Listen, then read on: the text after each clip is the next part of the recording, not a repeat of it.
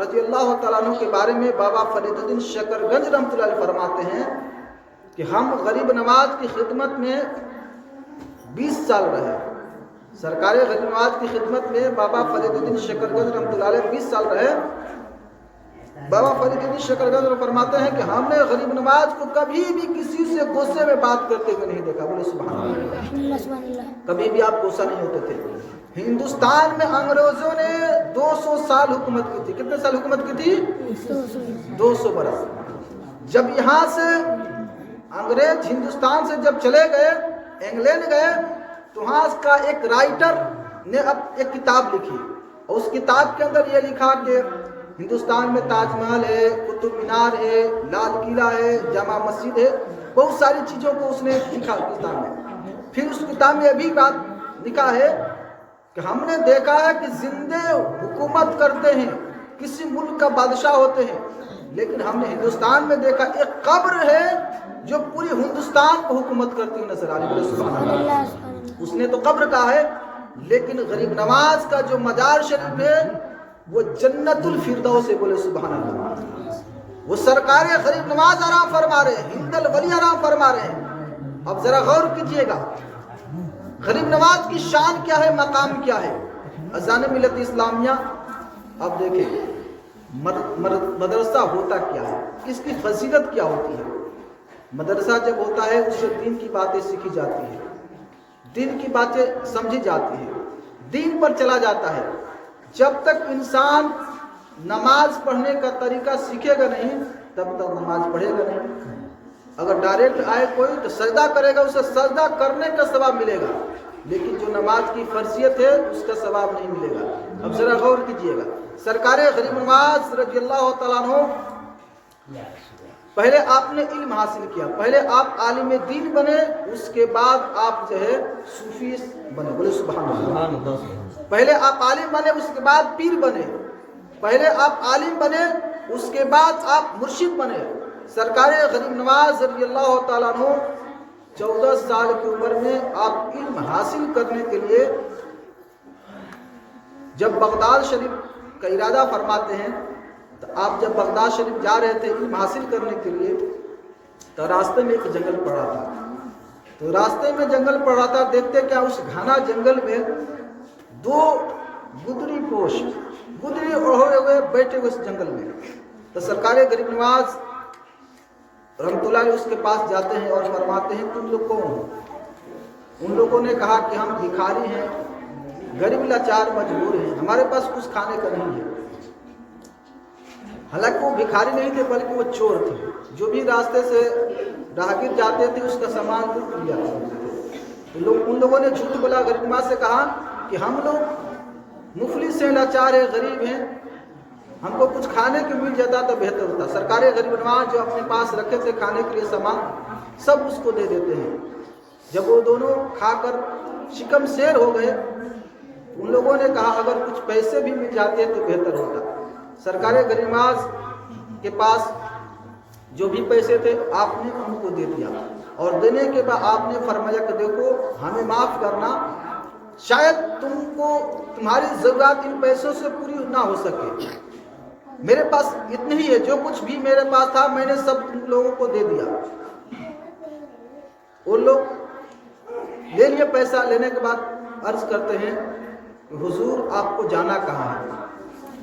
غریب نواز فرماتے ہیں کہ ہم کو جانا ہے بغداد شریف اور بغداد سے نیشا پور جانا ہے. ان لوگوں نے کہا کہ آپ کو پتا ہے یہاں سے بغداد 1 مہینے کا راستہ ہے، پیدل اگر آدمی چلے تو 1 مہینے میں بغداد پہنچے گا اور بغداد سے نیشا پور 1 مہینے میں پہنچے گا. آپ کے پاس کچھ بھی نہیں ہے، پیسے بھی آپ نے دے دیے، کھانا بھی جو تھا آپ کے پاس دے دیے. سرکار غریب نواز فرماتے ہیں کہ جو رب تم لوگوں کو اس جنگل میں ہم سے کھانا کھلا سکتا ہے تو رب بھی ہمیں کسی اور سے کھانا کھلوا سکتا ہے. یہاں پر یقین، مسلمانوں کا یقین کیا ہونا چاہیے کہ روزی دینے والا رب ہے، زندگی دینے والا رب ہے، موت دینے والا رب ہے. کسی کے چاہنے سے کچھ نہیں ہوتا ہے، وہی ہوتا ہے جو منظور خدا ہوتا ہے. وہ دونوں چور गरीब नवाज के पैर पकड़कर रोने लगे और माफी मांगने लगे। तो गरीब नवाज ने फरमाया कि देखो, जब तुम लोग चोर हो और जब रब की बारगाह में तुमने माफी मांग ली तो रब तुझे माफ फरमाएगा, और जो पैसा मैंने दिया है ये पैसे रखो और इस पैसों से अपनी ज़रूरियाती ज़िंदगी को पूरा करो और बढ़िया से अपनी ज़िंदगी गुजारो, चोरी चमारी छोड़ दो। रवायत में आता है कि वो दोनों जो चोर थे गरीब नवाज के मुरीद भी हो गए और गरीब नवाज के खलीफा भी। बोले सुभान अल्लाह। फिर वो मुरीद दोनों जो थे चोर सरकार गरीब नवाज को छोड़ने के लिए आगे जाते हैं। देखते क्या है कि एक झोपड़ी है, झोपड़ी में से एक औरत निकलती है और उस औरत ने कहा कि हुजूर आप चले हमारे घर पर तशरीफ फरमाएं। सरकार गरीब नवाज उसके घर जाते हैं।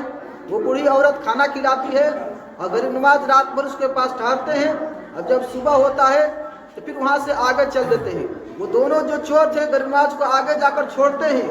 वो दोनों का बयान है कि जब गरीब नवाज को कुछ आगे हम छोड़ कर आते हैं तो देखते क्या है, जहाँ पर जो औरत खाना खिलाई थी, जो झोपड़ी थी, न वो बूढ़ी औरत है न वहाँ पर कोई झोपड़ी है। बोले सुभान अल्लाह। उन लोगों ने कहा सच कहा था मोइनुद्दीन ने, जो रब तुम लोगों को हमसे खाना खिलवा सकता है वही रब हमें भी किसी और से खिलवा सकता है।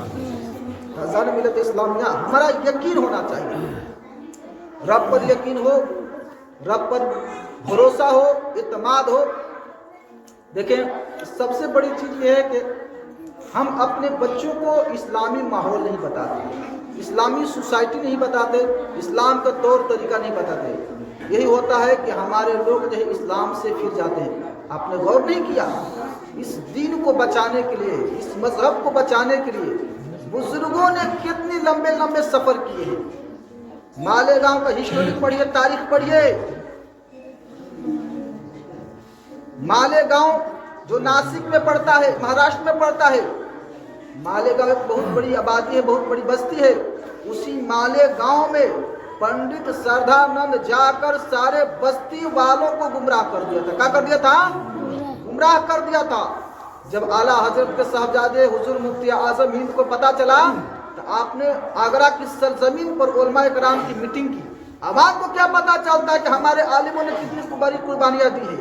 इस देश को आजाद करने के लिए जो सबसे पहला कलम चला था वो सबसे बड़ा आलिम दीन था। बोले सुभान अल्लाह। जिस आलिम का नाम है हज़रत अल्लामा फजल हक खैराबादी रहमतुल्लाह। सुभान अल्लाह। अगर उस आलिम ने जामा मस्जिद के मेंबर पर बैठकर ये फतवा ना दिया होता कि अंग्रेजों से खिलाफ जिहाद करना और जो उनमें शहीद हो जाएगा उसको शहादत का दर्जा दिया जाएगा, तो शायद कोई मुसलमान जो है अपने जानों को कुर्बान करता और अपने देश के लिए लड़ता। बोले सुभान अल्लाह। मेरे दोस्तों बुजुर्गों, सबसे बड़ी जब बात आती है देश की, जब बात आती है इस्लाम की, जब बात आती है मजहब की, जब बात आती है अखलाक की, जब बात आती है इज्जत आबरू की, सबसे पहले जो गर्दन कटती है एक आलिम दीन की कटती है। अब जरा गौर कीजिएगा, राजा भी उनके साथ, प्रजा भी उनके साथ, और सारे गांव वालों को जो है शुद्धिकरण कर दिया था, सारे गांव वालों को गुमराह कर दिया था। जब हुजूर मुफ्ती आजम हिंद को पता चला, आपने सारे उलमा को बुलाया और अपना नायब बनाकर मौलाना हशमत अली खान रहमत रिजवान को मालेगांव में भेजा। जब आप जाते हैं देखते क्या है कि न मस्जिद में अजान हो रही है, न मस्जिद में नमाज हो रही है। आपने तन्हा मगरिब की नमाज पढ़ी, अजानें दी, फिर ऐशा की नमाज पढ़ी, फिर नमाज पढ़ने के बाद गांव वालों को तबलीग किए कि क्या हमारे दीन में कमी है, क्या हमारे मजहब में कमी है, क्यों तुम फिर गए इस्लाम से, हमारे नबी ने क्या नहीं दिया, हमारे बुजुर्गों ने क्या था नहीं किया। हमें चलने का तरीका दिया गया, हमें सोने का तरीका बताया गया, हमें खाने का तरीका बताया गया, हमें रोजी कमाने का तरीका बताया गया, हमें शादी ब्याह करने का तरीका बताया गया, हमें बीबी को साथ रखने का तरीका बताया गया। हमारे हर जिंदगी के लम्हे, हर जिंदगी के मोड़ के हर चीजें बताई गई, लेकिन तुमने इस्लाम को क्यों छोड़ दिया? अज़ान मिलत इस्लामिया। लेकिन गांव वाले कुछ जवाब नहीं दिए। उन लोगों का क्या था? हर लोगों को पैसा मिला था, हर लोगों को दौलतें मिली थी, हर लोगों को खेत खलिहान मिला था, ان کی وجہ سے وہ چھوڑ دیے تھے. اذان ملت اسلامیہ رات بھر مولانا حشمت علی خان زبان پورے بستی والے کو گاؤں والوں کو سمجھاتے رہے, اے لوگوں نبی سے انوکھا کوئی نہیں ہے, نبی سے نرالا کوئی نہیں ہے. نگاہ مصطفیٰ میں نہ کوئی گورا ہے نہ ہی کوئی کالا ہے.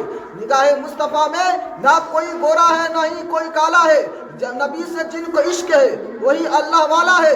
زمانے کی مصیبت سے بچانے کے لیے ہم کو ادھر اجمیر والا ہے تو ادھر بغداد والا ہے. اذان ملت اسلامیہ اپنا یقین پختہ رکھو, اپنا یقین مضبوط رکھو. اگر یقین مضبوط ہے تبھی ہماری نماز قبول ہے, ہمارا روزہ قبول ہے. اگر ایمان کمزور ہے نہ سر پٹکنے سے کام چلے گا نہ ماتھا جھکانے سے کام کرے گا, بلکہ ہمارا پیر استقامت کے ساتھ مضبوطی کے ساتھ دین اسلام پر ہونا چاہیے, دین اسلام کے ساتھ چلنا چاہیے.